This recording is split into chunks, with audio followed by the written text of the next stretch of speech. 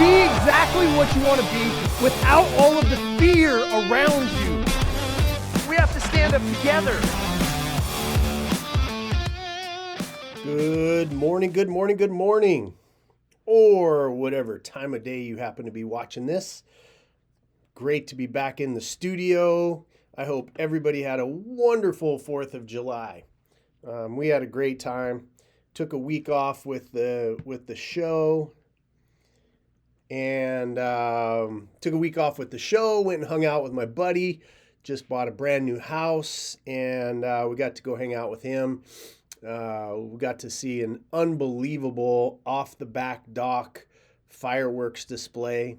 That was really, really fun. So it's just great celebrating this unbelievably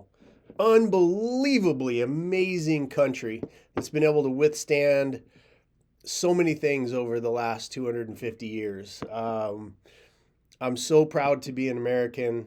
I'm so grateful to have been born inside our borders. I know a lot of people, I know a lot of you are as well. And those of you that are watching from outside the country, we love our country. You love your country. I'm sure you do. but at the end of the day, it was fun getting to celebrate the birthday of our great nation. And to be able to celebrate it with good friends and having a good time and watching everybody, kind of come together around the idea. Those of you that are new to the show, welcome. I'm Jason Sisneros. Welcome to the Built to Exit podcast.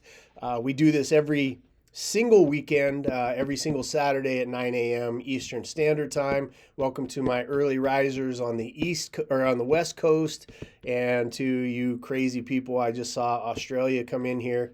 What's up, brother Dean? So, welcome to the show. A little bit about us, a little bit about the show, a little bit about what we do here. If this is your first time, somebody's been bugging you to, hey, you gotta go check out this show by this bald-headed guy. He's a little bit crazy, but you might learn something. This show is for anyone who is thinking about building a business, has a business, thinking about selling their business. It's really a business show for business people, business-minded folks, right? I hearken back to everybody. You track your DNA line back to who you identify with the most.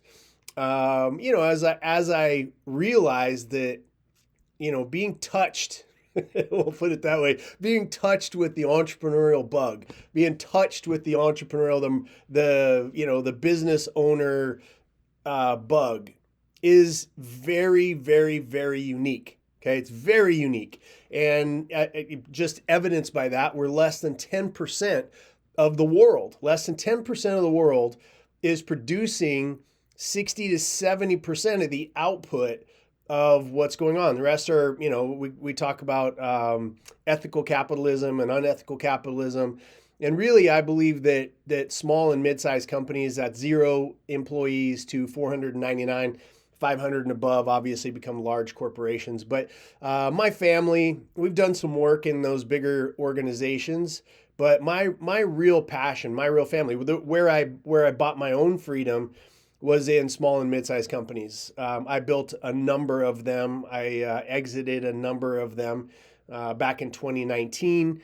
Thought that I was going to go full-time into philanthropy. Spent the last 10 years or so doing rescues of children in the sex trade. I've rescued with 10 or 11 teams. Found a home with CERT Ministries out of California. We do work in domestic violence, so that kind of stuff. I thought I was going to be going down that path, but a new passion was awakened in me and my team back in 2020 when we got called non-essential. And that pissed me off a little bit. Those of you that know me, you'll get to know me. I don't like bullies. I felt like our family was getting bullied because we got told to shut down by a bunch of people who have absolutely no idea how important. Evidently, maybe they did know how important we were, but evidently they didn't know or they didn't care. And both of those are inexcusable to me, that we do 60 to 70% of the GDP, right? Here in the United States, that's approximately $17-ish trillion. That's bigger than any other industry, any other big business. It's bigger than most of the world's economies. And to get told that we're non-essential, to shut down. I had a few friends of mine that committed suicide during that period of time. And it really, really upset me to a point where it drew me back in, kind of, when if you want to make God laugh, tell him your plans, right?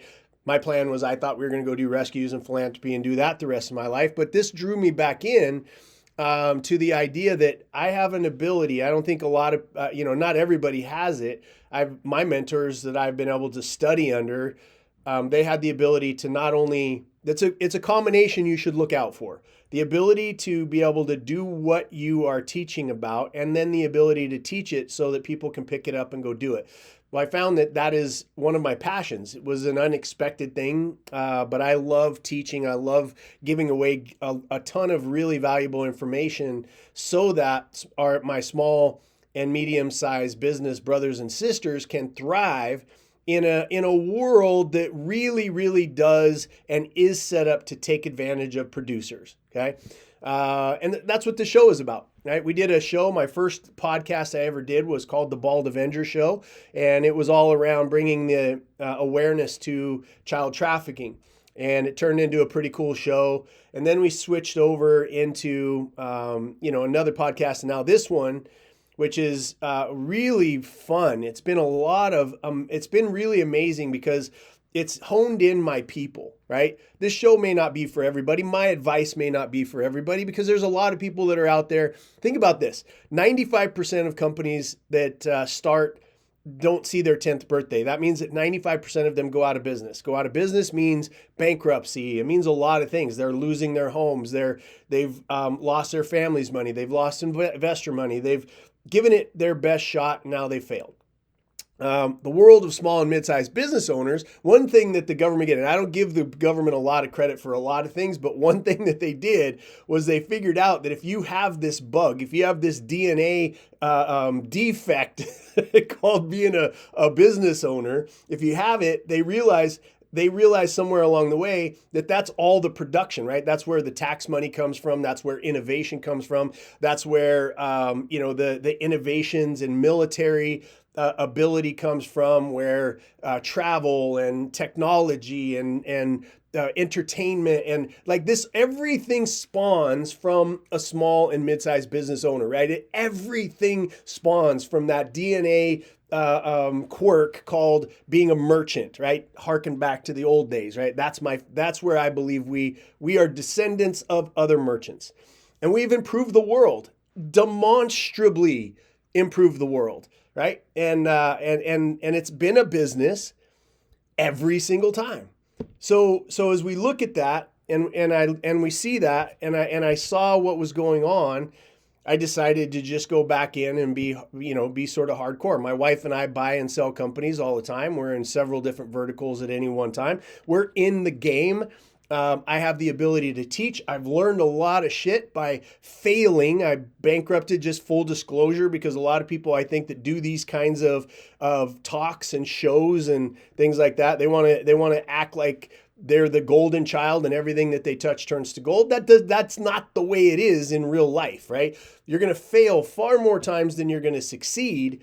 But the idea is to have the blueprint of again, way back. You're going to see I have a penchant for going back in history and looking at deals as far back as 1,000 years, right? And looking at those deals and trying to pull out like what happened in those deals so that I can apply it to real world scenarios. As I said, my wife and I, and I've got business partners. We have business partners.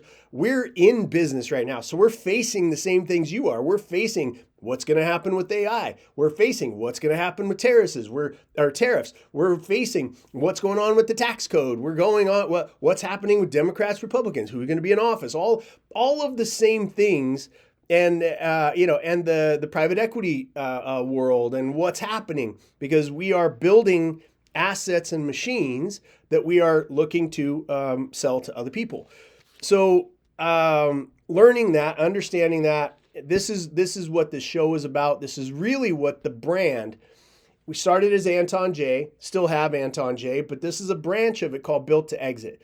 And it's the culmination of everything that I've learned, everything that my team has learned, everything that my wife has learned in building her very successful businesses, and melding it into a blueprint and a map for other business owners who come to the conclusion. Look, here's what separates the 95% of the people who will fail in business and the 5% that will go on to stay in business and then ultimately sell to someone else, right? Think about this. And we say sell to somebody else because at the end of the day, our tagline at Built to Exit, one of the things I realized long ago was everybody exits, how matters. Let that sink in for just a second.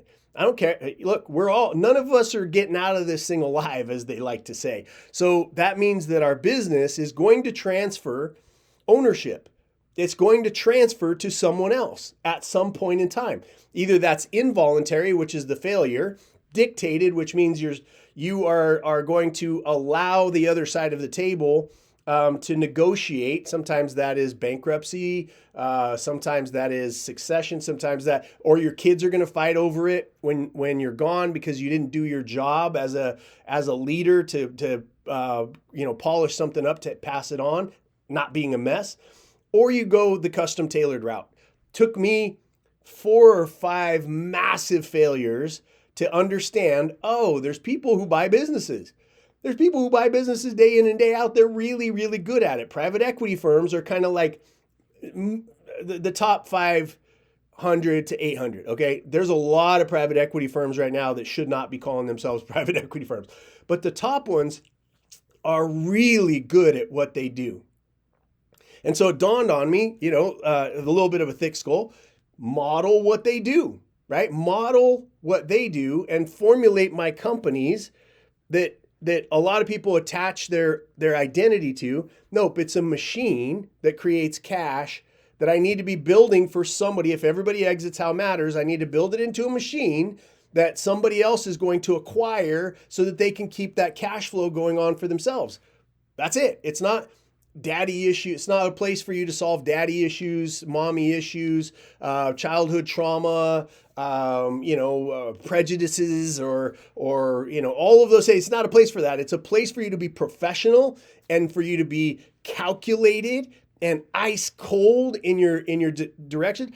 Outside of that money that it creates is then able to be applied, like my wife and I have done, it back into the things that we care about. Those things that make our heart beat faster, that make our blood flow, that makes us want to get up and go to work and put in the hard work and deal with the shit that it takes to be somebody called a merchant, to be somebody that's called a business owner. It's not for the faint of heart, right? It is one of the most difficult things that you can possibly decide to do, which is called owning your own business. But to us who have that DNA quirk, right, called being a merchant, to us, there's no other option. Everybody that we've ever worked for is really stupid and we can't work for them, or they're really lazy and we can't work for them, or whatever it is, or we just have that rebellious spirit where I got to do my own thing, even if it drives me into the poorhouse and I end up on in a box on the street. We can't not be entrepreneurs, right? In the words of Mark Andreessen, he says, if you have it, there's no way you can avoid it. So that's us. And I feel like if that's you, then that's why we've combined. That's why somebody suggested the show. That's why you are with me today.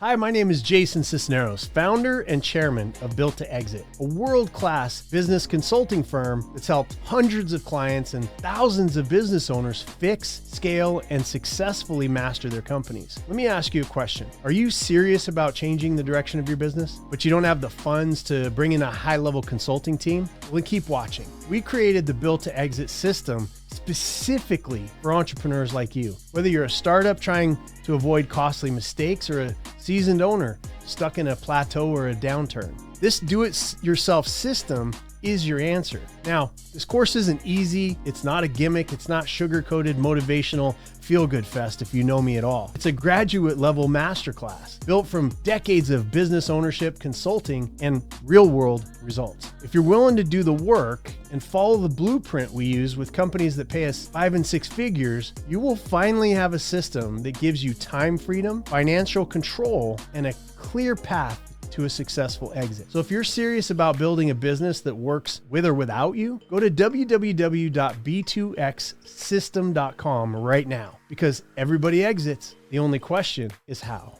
So anyway, so getting to the wrap up of that sort of thing, I just want you to know, if you're new, I just got to let you know kind of who you were dealing with and what sort of world you find yourself in here. We talk about the things that we do on a day-to-day basis. We talk about the things that are necessary that we're finding. All day long, every single day of the week, I am dealing with business owners and the issues that they are facing. I've been doing this for, I'm 53, I'm about to be 54 years old. I've been doing this for damn near 30 years and solving these problems to the point where I'm speaking to, and this is the last thing before we get into some of the content today that I want you to be very, very clear about. Most of you, we do have a business that we're a consulting firm and a brokerage that we help people that want to sell their companies eventually, and we help them for the 18 months or 3 years or however long it is that they need to polish that thing up. It's called Built to Exit, right? Built to Exit is the name of the company. We do have programs. We have digital programs. We have certified strategists who we've trained in our methodology. We have where you can work with us. If you have a bigger company, it's more complex. We have an unbelievable team that's been doing this for almost 20 years now, and myself who's been doing it for 30 years. I did it for myself first. I didn't do it to be a guru. But we have those solutions for you, and that do cost money and that we do promote and that we do have a business behind. But here's the truth, and this will help you relax just a little bit. Most of you are not my client. Most of you are people that are looking for those nuggets to be able to stick to the idea that you're going to own your business forever. You don't come to the conclusion that a business is built to exit, right? You don't come to the conclusion that everybody exits how matters. You don't come to that, and that's okay. That's okay. That was me for a long time. A business a business, as long as it's feeding your family and it's meeting those needs and all those kind of things, some people never come to the realization that they need to be building their business for the next owner, right? Those of you that realize that, there's a period of time that it's too late. It's too late when you have a major health issue. It's too late when you go through a divorce. It's too late when you have problems with your partner. It's too late when there's a massive issue in the economy. It's too late when you've run out of cash and you're trying to get rid of the albatross around your neck. You got to start now. And those of you that want to start now, there's a library, on YouTube of all of the videos of training and things that you need to learn. Today, we're going to talk about valuation because it happens to be one of the starting points, right? But there's lots of other subjects that you can learn about that you don't have to pay us a dime, right? You don't have to hire us for anything. The people that need us know they need us. So we're here, right? And so that should help you relax and get into a place of, all right, let me just absorb the information and put it out there. I just want to take a minute. I see some unbelievable people out in the audience. Christopher, Ruben, Dean, my brother, all the way from Australia. Greg Walker, you are amazing. Christopher and Marianne, it's good to see you. Jonte Hall. Jonte, I got to come to one of your games, buddy. Everybody look him up. He's an amazing guy. But just want to say hello to all of those of you that have been with me for a very, very long time. I know you've probably heard a version of that intro every single time we do a show. But remember, we got to build this family of people who come to this realization, and we got to let them know right up front who we are. Okay. We're not somebody who's going to take excuses. We are not get rich quick schemes. This is not financial advice. I am not an attorney. All of those things that we got to get out of the way. But I am a person who is doing what I'm telling you that you should look at and modify and search and dig into. Right? We have a certain amount of time every Saturday. We're going to talk about valuation. We've got 7 strategies here, but the truth is there's like 40 different strategies on valuation that you can that will matter to you, right? We did a series called The Gauntlet, and it's 52. Think about this for a second, right? You're watching one episode. We put out one episode per week here with the Built to Exit. 52 episodes of what we call the Gauntlet, which is pre-due diligence prep. 52. So you can imagine that when you get ready to sell this thing and when you get ready to exit your business or succeed, or you want to sell it to your employees, or you want to pass it over to your children, or whatever it is that you do, that's 52. That's 52. And I know what the hell I'm doing. I've been doing this for a lot of years. So anybody that tells you there's 3 steps for you to put your business together, you could come to a seminar for 1 weekend at our building that says we sell shit and go to that and go, oh, on a weekend, you're going to be able to buy companies and then run them successfully. Bullshit. 52. This is 52. We've got the basics, right? What we call the foundation, the Built to Exit system. That's 28 hours. And then you get into pre-due diligence, which is 52 videos. I'm not sure of the hours just yet, but that's 52 training sessions on how to get your business just polished so that you're in control of 3 things. 3 things. Timing, right? The timing, so the price, number 1, the price of your business, you want to be in control of that. The timing, so you don't get strung out. The longer that it takes to close a deal on your business, the less your business is going to make, the less you're going to get paid, and probably the less likely that it's ever going to sell. Less than 7% of businesses ever sell. And of those 7% of companies that do sell, 50% of them fall apart post-close. Okay, post-close. That means that there's a hell of a lot of ego. There's a hell of a lot of incompetence. There's a lot of lies being told by brokers, by consultants, by owners lying to themselves, and lies from the buyers of those companies. There's a lot of misconceptions. There's a lot of mistruths. There's a lot of that going on. So if you want to be one of those that actually has that transaction that goes through, that at the top level, and you're controlling the price, the timing, and the terms. Terms are super important, right? I'm not going to get into it here, but the terms are everything. Oh, I sold my company for $10 million. We are unwinding and putting back together right now as we speak a business that sold for $9 million, okay? $9 million.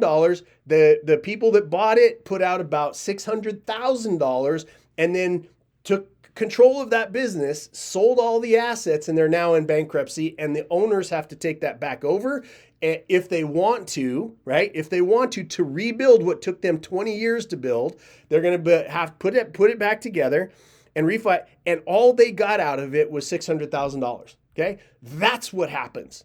That's what happens.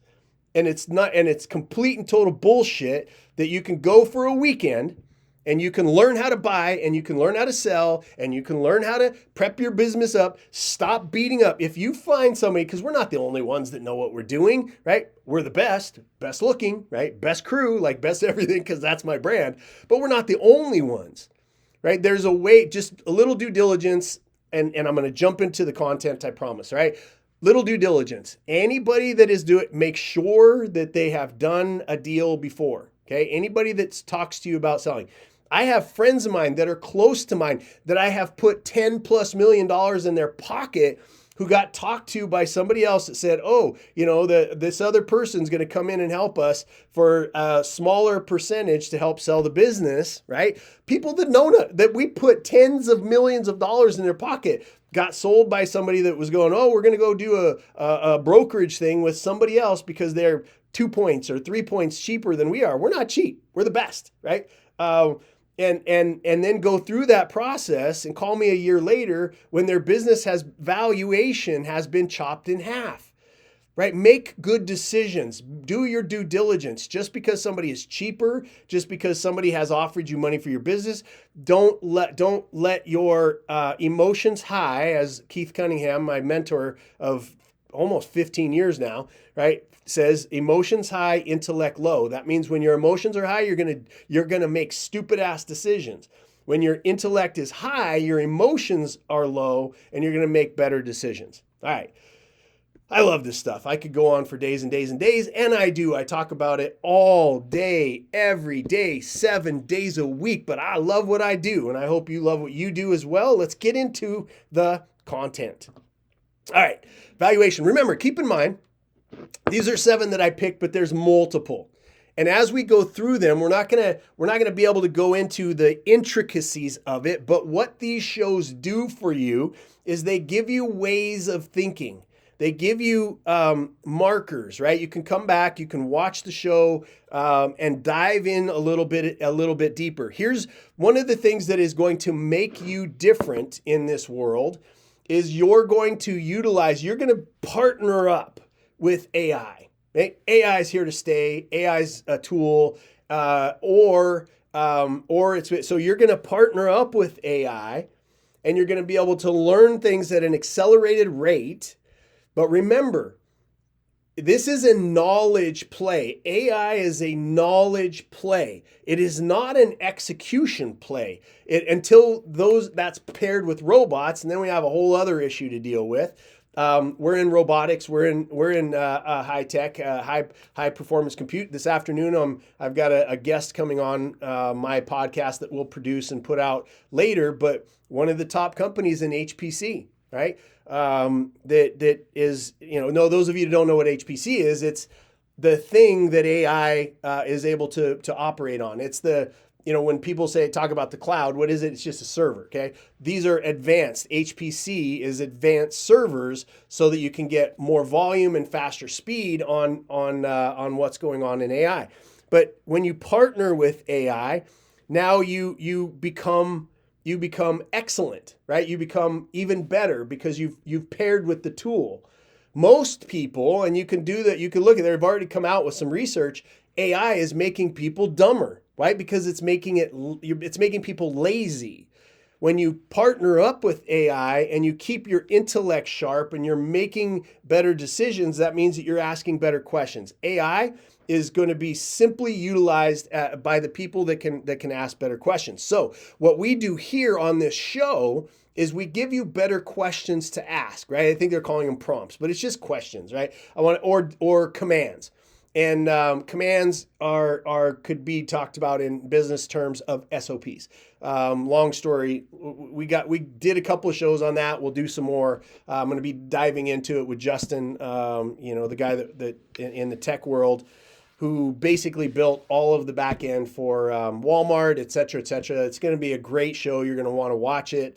It's not going to be in this format, but it'll be promoted on Built to Exit and also the jasonsisneros.com, builttoexit.biz if you want to visit us and get that content. So this show will we're going to talk about 7 strategies. We're going to speed it up just a little bit because we're already about half an hour in. But you could take these strategies and you can do your own deep dive, right? You can take the subject, you can throw it into ChatGPT, you can Google it, you can, find some research so that you get better educated. Everything that we do at Built to Exit is sell-side advocacy, okay? Sell-side advocacy is very rare, right? Sell-side advocacy means that we are standing behind the business owner themselves. The business owner in most of the world, that everybody that surrounds them has their hand in their pocket taking from them. That is the typical scenario. That is buy side or self side advocacy around them. There's very, very little sell side advocacy. But I hate bullies, and I love, protecting people that don't necessarily know what they're doing. I just want to, because this is where I lose a couple of people. They're like, I know what I do. I've been changing tires for 30 years, youngster. I've been, hammering nails and drywall for 30 years. I know my business. What are you going to do? Come in here and tell me. What are you going to do? Come in here and tell me some stuff, right? That's not what I'm talking about. If you wouldn't be watching the show, number one, there's one thing about being excellent at what you do. Because if you're not great at hammering nails, if you're not great at drywall, if you're not good at changing tires, if you're not good at painting, if you're not good at roofing, if you're not good at those things, we got nothing to talk about, because you got to keep hustling to get new customers who don't know how terrible your business is. Who I'm talking to is people that I know are the best at what they do in their particular industry. What you're not good at, because you haven't, why would you, right? You're building a business that is meant to be excellent in the marketplace and to ease suffering for your particular customer, okay? That's why you're in business. There's this second side over here that when you wake up and you go, okay, I actually need to build this for two audiences. Number one, for the customers who are going to use us. Number two, for the person who's going to buy my business afterwards, okay?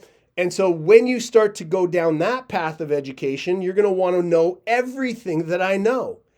And so when you get in here, you start looking at these strategies of valuation. The first thing that'll happen when you go to get a valuation of your business, you're going to realize that shit is not cheap. Okay, $15,000 on the low end, upwards to $100,000, depending on how big or confusing or good of a salesperson you run into, okay? But I would say that you average roughly about $25,000 to get a true valuation on your business, okay? And when you go into that valuation, you want to be able to go in, and if you're going to pay that kind of money, you're going to want to be able to have an intellectual conversation. Everything that we do at Built to Exit is to put you on the other side, is to educate you with your machine that you built that creates cash and is solving problems for business owners. It's to educate you on the other side of the equation, which is getting it ready for whoever's going to own it next, whether that's your employees through an ESOP, whether that's passing it on to your kids, or whether that's just an outright sale, to a private equity firm, for instance. Okay, dig in. Right? Ask better questions, ask more, because I'm going to skim through these, but there's 7 strategies that I have dealt with personally of how to value a business. Okay. So let's get into it. First and foremost, you've got to know your end game. What are you doing with your business? Okay. What do you want to do? At the end of it, do you want to have a $30 million check scratched for you and you walk away? Obviously pass over, you can pass it off, hand off 30 days, et cetera, or 30 days or 3 months or 6 months or a year or whatever it is, right? But you want to get that check, or do you want to have somebody come in, you partner with them, and you're building a bigger thing? That would be called a roll-up, right? Do you want to just get it ready? Again, I don't want to go through all of the different scenarios because this is about valuation, but your valuation and which strategy you're going to use with your team or you yourself is going to be determined based on your end game. What you want, how you're going to sell, when you're going to sell, what circumstance you find yourself in. So we're going to go through 7 of them that I think are the most, the most used or utilized, or ones that I'm most familiar with. Then I'm going to give you some stories from history to give you an idea, and you can dive in. Like these stories that I tell you, they're such good education pieces so that you can see what I'm talking about. The example, when I tell you, for instance, comparable companies analysis, right? CCA as your very first valuation. When I tell you that, you go through and you'll do some Googling or ChatGPTing, and you'll be like, hey, educate me on this particular thing. Or this is just it in the show. What I'm going to give you will be enough for you to be way more educated than your peers. But if you want to dive in and find out about this stuff, go in, put this subject letter in, and then I'm going to give you an example from history from a company that is prevalent. So you can see it in real life. So you can see that exercise that's used in real life throughout history. Are you a business owner running hard, burning out, and still not getting ahead? I'm Jason Sisneros, founder of Built to Exit. I've bought, built, fixed, exited over 24 companies of my own. I've helped hundreds of business owners do the same. If you're listening to this podcast, you probably didn't start your business to be trapped in it. And yet, here you are, overwhelmed, underpaid, drowning in noise from fake gurus and recycled advice. Been there. Built to Exit isn't just another course. It's not a magic bullet, it's a system, a proven blueprint built from real-world experience, not theory. We help owners control the 3 things that really matter in business: price, the timing, and the terms of your exit. Whether that means more cash in your pocket now, more freedom starting today, or a full-blown exit strategy that lets you walk away on your own terms, our team knows how to get you there. So if you're done guessing, done with the excuses, and ready to win, visit builttoexit.biz today to schedule your free 15-minute strategy call with a senior advisor. We'll show you exactly where the leaks are in your business and how to fix them, because everybody exits. How you exit is the only thing that really matters. Builttoexit.biz. We play to win. Do you?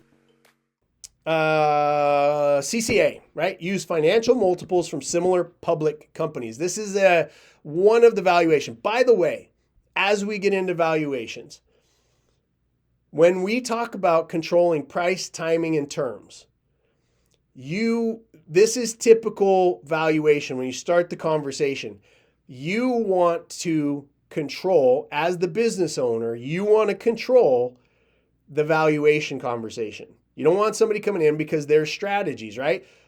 Think about it. If you're selling your car, you want to sell it for $20,000 and the buyer wants to buy it for $10,000.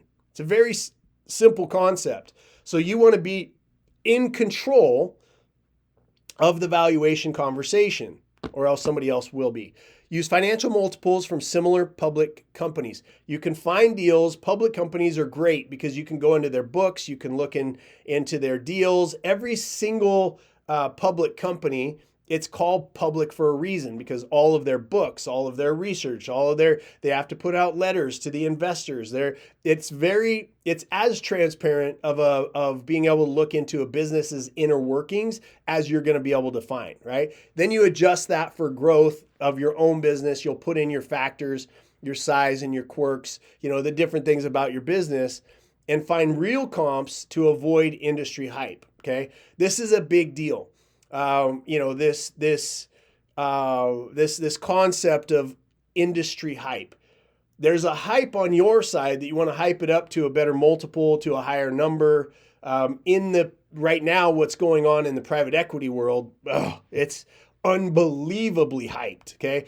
There's $3 trillion sitting on the sideline from investors wanting money to go into investable small and mid-sized companies.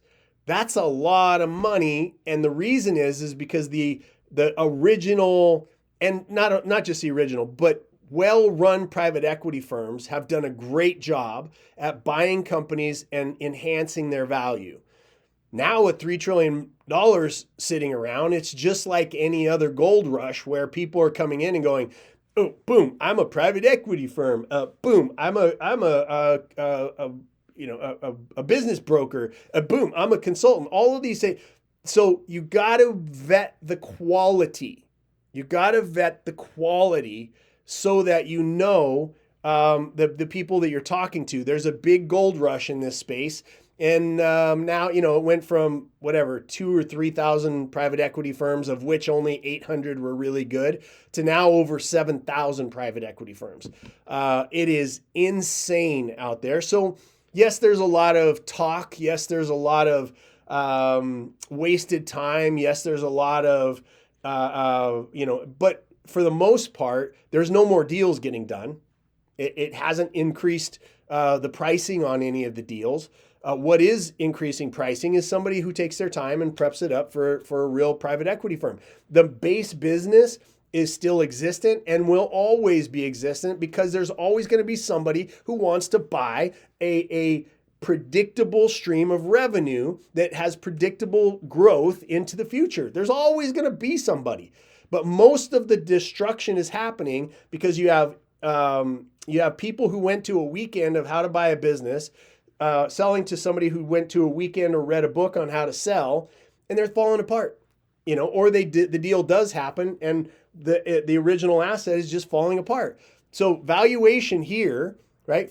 Because what you want to do, let me give you the example. South Sea. This is a fascinating deal to go back and look at. 1720. Oh my gosh, Jason, it's 1720. It doesn't have anything to do with today. We got AI. We have all these. Yeah, guess what? You're going to learn the most by history. You're going to learn the most by history.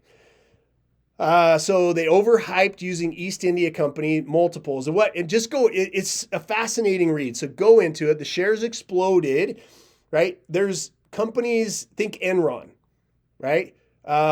Think NVIDIA right now, right? A lot of people disagree with me, but when you dig in and you look at what's going on, the fundamentals, right? You look at the books. You don't just take what everybody says out in the marketplace, and you look at the fundamentals and the numbers. Maybe NVIDIA is one of those. Maybe they're not. But and again, don't take investing advice, financial advice, or legal advice from me. Never. Okay. But think about that and shares and write what I wanted to do with this example. It's funny that Isaac Newton lost his fortune because of chasing the hype. There was a deal that was done. Everybody was like, oh, you put your money in here, you're going to get rich for free. You're going to get rich. There's no risk. All these other kind of things. Think about those terms.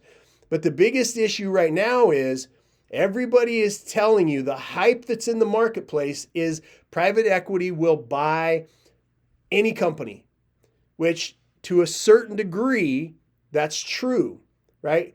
In whatever shape it might be in, to a certain degree, that might be true. I want to come back to truth.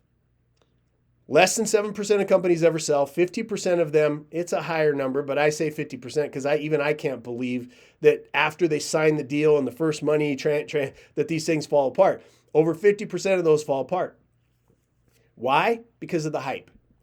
Business owners, the people you talk to, think they're smarter than they are, right? It's like, it's the example of a doctor, right? Who knows how to save a life, can crack open, a heart, do heart surgery, do that kind of stuff, but they don't necessarily know how to run a business. We've helped a lot of doctors, throughout my career. We've helped a lot.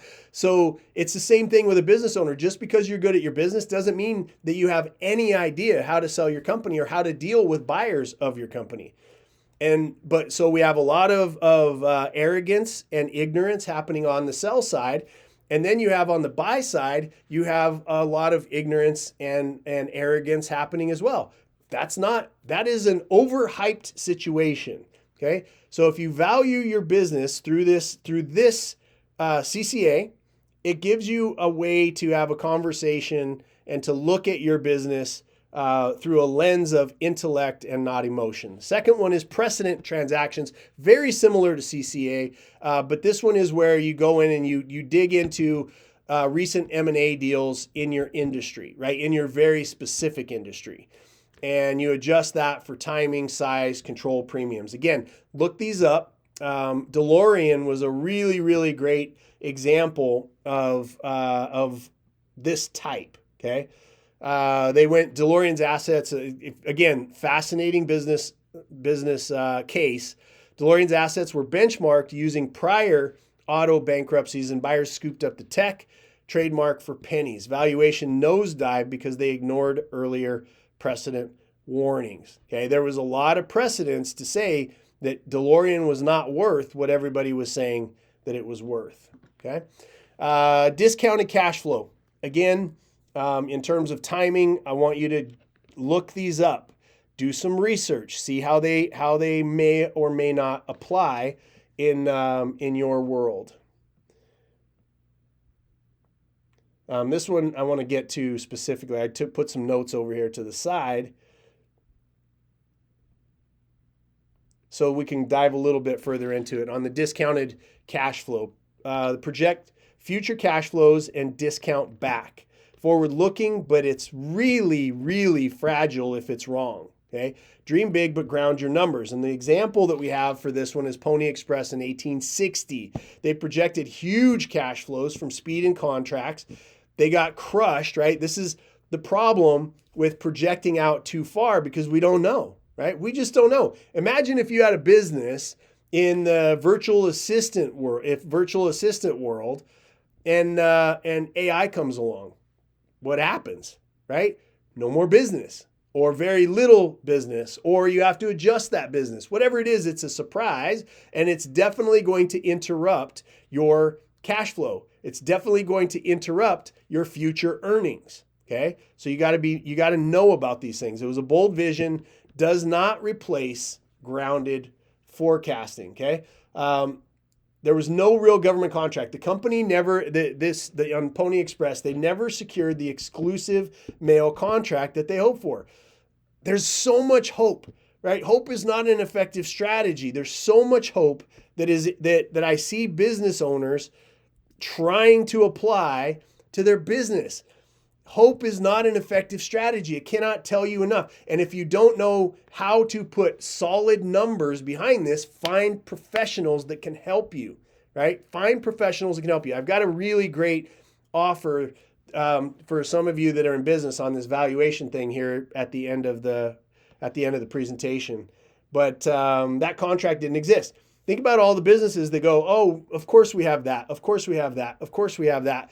And those contracts, they're with companies that can't afford to buy it. You know, maybe they put out what's called they're taking receivable orders on NVIDIA, right? NVIDIA's putting out, somebody's placing orders for the product that's a company that's set up, they didn't do much vetting on, don't really have the financial backing to be able to support that receivable that NVIDIA just gave them. Therefore, where is that money going to come from? Therefore, is it ever going to come to fruition, or is it just a receivable that somebody says we made $10 million in sales, but that $10 million was a promissory note in the form of a receivable that company doesn't have that money. Therefore, will that $10 million ever come in?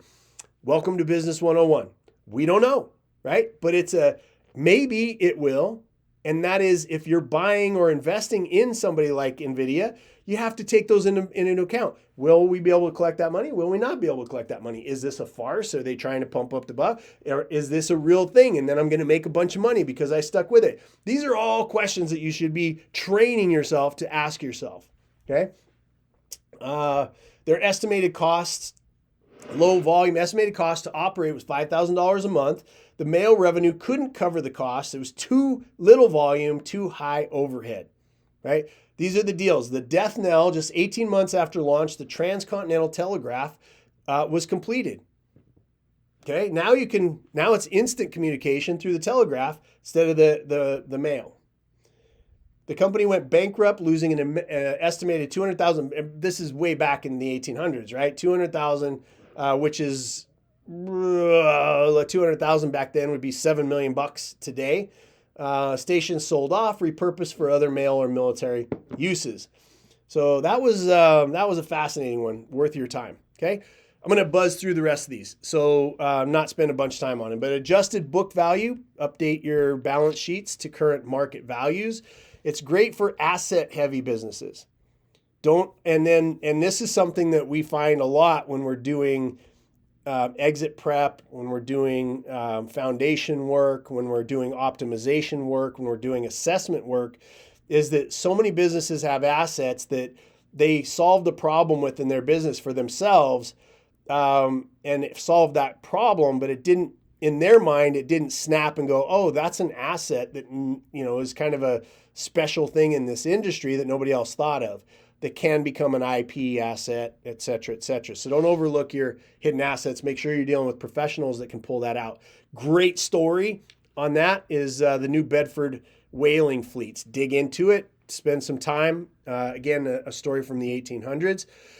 Liquidation value. Sell all of your assets fast. This is usually, when you're in a little bit of trouble, right? You got to pay off your liabilities.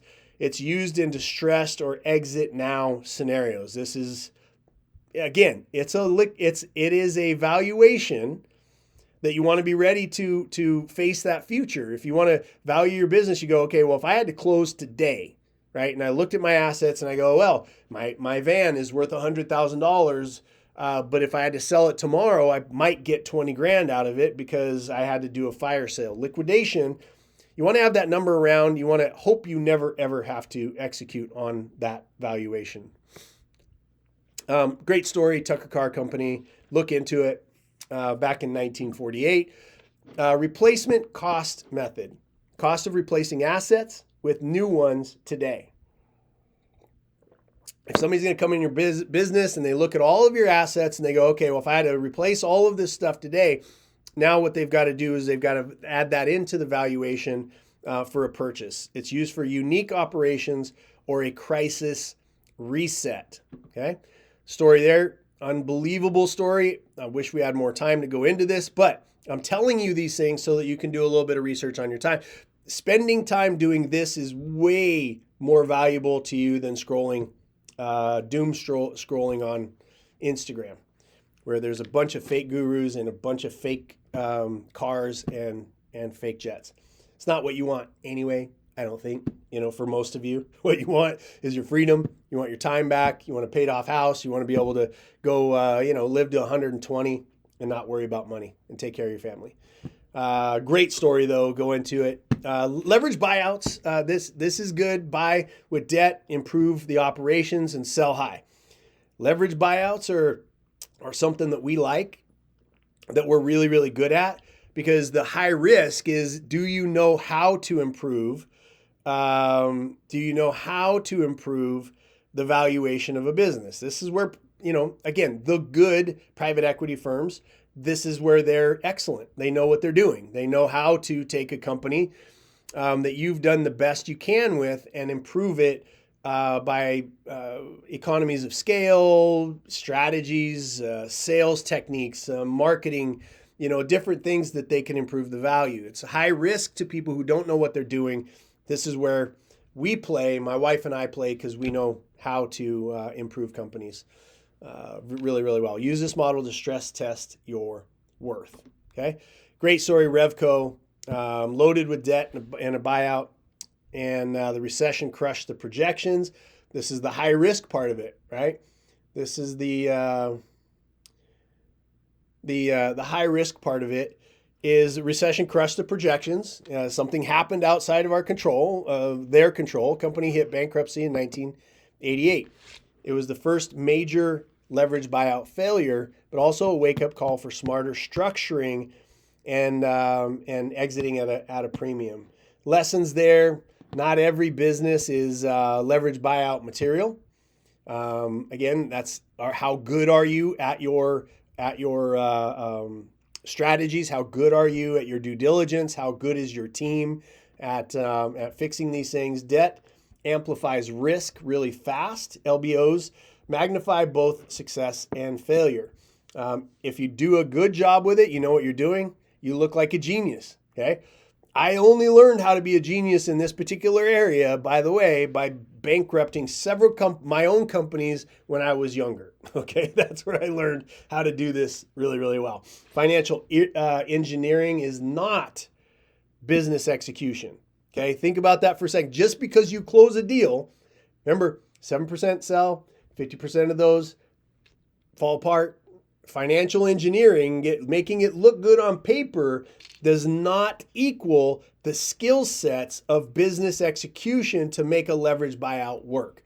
That's why what we teach is we teach the fundamentals first. We talk about business execution first, because we have to take a cash flowing business and build what's called enterprise value. Most businesses don't have much enterprise value. That's why the valuations that they get done, you think your business is worth 10 million, they come back and tell you it's worth 2. It's because you haven't built up the enterprise value of your business, right? Resale value is not guaranteed. The plan to flip Revco died really quickly when operational failures became public and buyers backed away.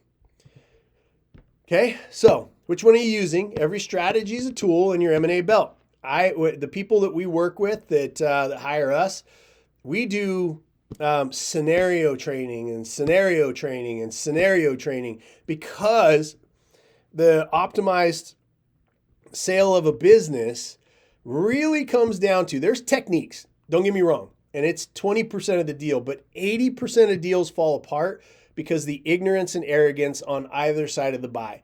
You want to have two people that are smart, intellectual, in control of their emotions, that are looking to make a real deal on both sides of the table. That's how a deal sticks. Most people on the sell side wildly fail that because they're not educated. It's not necessarily because they're dumb people. It's just that it's a different skill set than putting roofing on a house or, doing HVAC, or it's just a different skill set. So you either want to educate yourself or have a team around you that knows these skill sets so that you do the best job that you possibly can. Okay. So, how do we want to wrap this up? Here's what I'm going to do. We've got, we have a free assessment right now. As of August 1st, that's going to cost you some money, not much, but it'll be, $49, $99, whatever it is, the free assessment at builttoexit.biz. Make sure you go there, take advantage of that. Before we started this podcast and before we put it up on builttoexit.biz, the only people that got that assessment were people that signed on with us for $50,000 and then an upside of 1.2 million. So it's been it's a very valuable tool, and we've had it up for free for several months now while we were finishing out all the branding and all that. But as of August 1st, my team is putting it behind a paywall, and it'll cost you something. Okay, you can DM us on Twitter, which is at the J Sisneros for private consulting. If you need my team, if you need something from us, do that. Also, for those of you that are watching, we go over there right after we close up here, about 5 minutes after we shut off and we say goodbye. We go over to Twitter at the J Sisneros. We open up a room and we all get together. Sometimes it's 10 people, sometimes it's 200 people, but we ask questions of, if you want to have deeper answers on the valuation, if you want to ask about your credit. We have a lot of people that have been in our community for a long time. They talk about their wins. They talk about, hey, what do I do next? Very, very, very valuable group of people to know, because they are business owners just like you. And we've had several of them partner up. It's a great community. So we suggest you go over to at the J Sisneros on X right after this show. And join us for some really, really great conversations. The other thing that I'm going to offer is, if you have a $3 million business, a business that's doing $3 million or more a year, for the next 30 days, we're going to offer our $25,000 valuation process for free. We're going to take care of that for you. So if you are a company that's doing $3 million or more and you want to have a solid valuation to start your data box with, to get it in your head where you're at. People, again, there's so many people that lie to you and tell you your business is worth more money to pump you up so that you'll hire them or start the process of your sale. Trust me, sitting down across from businesses that have been misvalued is very frustrating for somebody like me who has a checkbook and can buy your business, and you come in and you say $10 million when we know damn good and well it's worth $4 million. Okay, save yourself from that. That'll also give you an idea of, on your valuation, whether your choice of consultant or business broker is full of shit or not. It's a great indicator. So reach out to us. We have a great process. Normally it's 25 grand for the next 30 days. We're going to, anybody that has met. So if you know somebody that has a business of 3 million, you have a business that's 3 million, reach out to us. We'll get you that hardcore valuation. If you're smaller than that, go get the assessment before August 1st, because that'll also help you in your business. I'm Jason Sisneros. I want to say thank you so much for joining us. We've got people watching on all kinds of different channels over on Facebook, on Twitter and YouTube and all of the places. Twitter has been amazing. We've been getting, upwards of, 50,000, 60,000 people that are watching the show over there. We're very, very honored to have that kind of traffic, that kind of replay. It means that what we're doing is we're adding value, and that's all I ever want to do. If you have suggestions for the show, if you have suggestions for topics, we are focused. We teach to fall in love with the outcome of your target audience. I fall in love with your outcomes. The show then is informed by it, and we want to help you. Okay, so I love you very much from all of us. All 30 of us over at Built to Exit. All of our strategists, all of our team, all of our vendors, everybody that we work with. On behalf of all of them, thank you for your time. Thank you for your trust. Thank you for sharing the show. That is the only reason why we're growing, because we're not advertising. It's because of you. So thank you for sharing it, and welcome to all of our new people. We hope to see you in real live conversations. You can also go to jasonsisneros.com, see where I'm going to be speaking live. There's a bunch of them that are starting to crop up. We have 5 appearances. We'll be on Chicago, Fox. We'll be on Fox News. We've got a lot of stuff that's happening right now, as well as some articles in Forbes and et cetera, et cetera. So things are going great, and we're making an impact, and I think that our message is starting to resonate.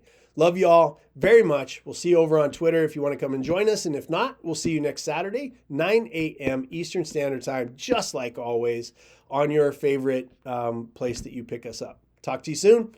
Thank you very much. Peace.